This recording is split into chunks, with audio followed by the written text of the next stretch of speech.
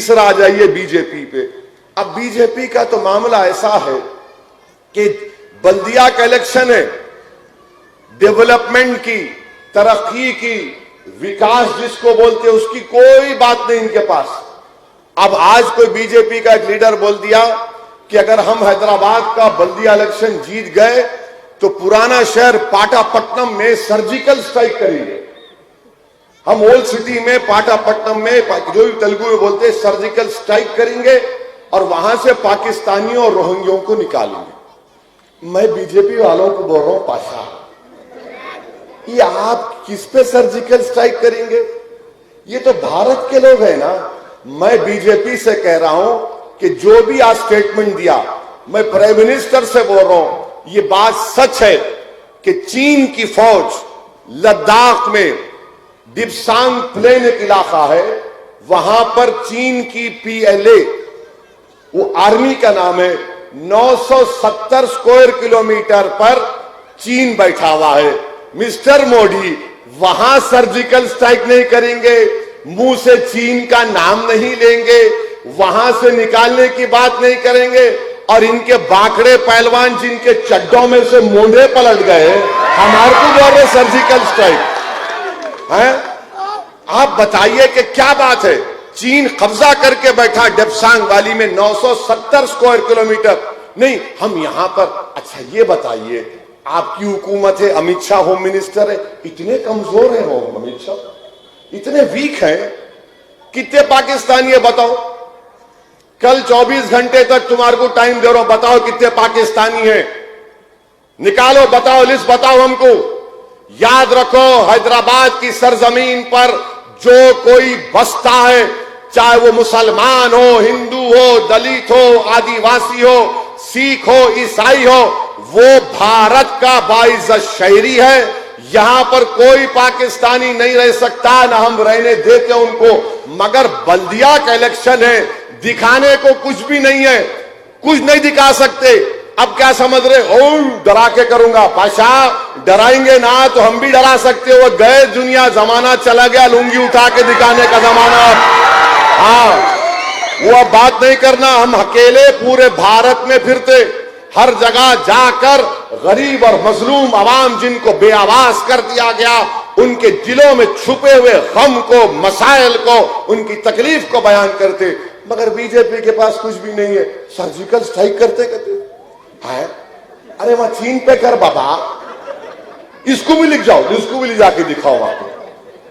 मन नहीं, क्या करेंगे? अरे इलेक्शन है, ये जमहूरियत में इलेक्शन है, वो निकालेंगे। अच्छा, एक और मौसूफ है, आकर उन्होंने बोल दिए मंजलिस को वोट दिए तो मुल्क के मफाद में नहीं है। क्यों पाशा? मुल्क तुम्हारे बाप का है, हमारा नहीं है। और हमारे बाप का मुल्क है ये, हमारे अब्बा का मुल्क है ये। कैसे है बोलो? कैसे हमारे अब्बा का मुल्क है? नहीं मालूम तो सुनो। अब सुनो, इसके बाद कल से फिर चर्चे होंगे अपनी बात का कि भोलकपुर में बोले बोले बोले बोले बोले बोले क्या करते कर लो, बैगन को बोलो, बोले बोलिए। अब्बा का मुल्क क्यों है? अब्बा का मुल्क इसलिए है कि हमारे अब्बा, आपके अब्बा, हमारे अब्बा के अब्बा के अब्बा के अब्बा के अब्बा को ऊपर तक हजरत आदम अलैहिस्सलाम को जब अल्लाह दुनिया में भिजाया तो हजरत आदम पहला कदम हमारे मुल्क में रखे। तो अब्बा की जमीन हुई नहीं हुई? अब अब्बा की जमीन में से हमारे का कोई हक छीन सकता? तो सुनो बीजेपी वालों, जब तक दुनिया कायम रहेगी, जब तक सुबह कयामत नहीं होगी, भारत में मुसलमान बाइज्जत शहरी रहेगा। और सुन लो मेरी इस बात को कि इस मुल्क की आजादी में आरएसएस ने कोई रोल अदा नहीं किया था। ये अंग्रेजों से मिले हुए थे, अंग्रेजों की गुलामी कर रहे थे, खत लिख कर भिजा रहे थे। सुबह कयामत तक हम मुजाहिदीन आजादी की कुर्बानियों को रायगा नहीं जाने देंगे। अगर इस मुल्क में हम उन मुजाहिदीन आजादी के जानशीन बनकर भारत के इस संविधान को, आइन को, तिरंगे को ऊंचा करके अपने हुकूक की लड़ाई हम लड़ रहे हैं। आज मंजलिस जो लड़ाई लड़ रही है वो हिस्सेदारी की लड़ाई है। वो हम चाहते हैं कि इख्तिदार में हमको हिस्सा मिले। हम ये नहीं चाहते कि कुर्सी पे जाकर बैठ जाएं। हम ये चाहते हैं कि कुर्सी होगी, एक नहीं होगी, 2 कुर्सी होगी। अगर केसीआर एक कुर्सी पर बैठेगा तो दूसरी कुर्सी पर आपकी तरफ से असदुद्दीन ओवैसी बैठेगा और आंख में आंख डालकर मजलूम आवाम के मसाइल की बात करेगा।